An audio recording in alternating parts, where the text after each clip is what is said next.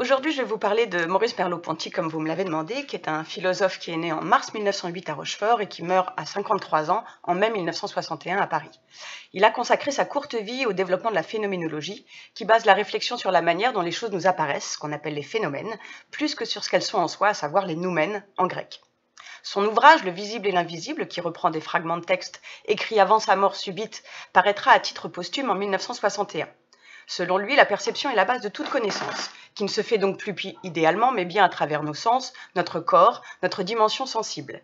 C'est pourquoi notre corps est le lieu même de notre manière d'habiter le monde, de s'y inscrire et de le refléter. C'est ce qu'il appelle la corporéité.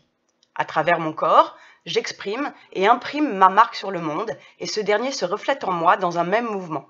Ils sont réversibles. Les choses et les événements ne sont donc que des reflets, des indicateurs, des signes qui viennent nous donner des esquisses de vérité qu'il s'agit d'analyser en les croisant, les confrontant.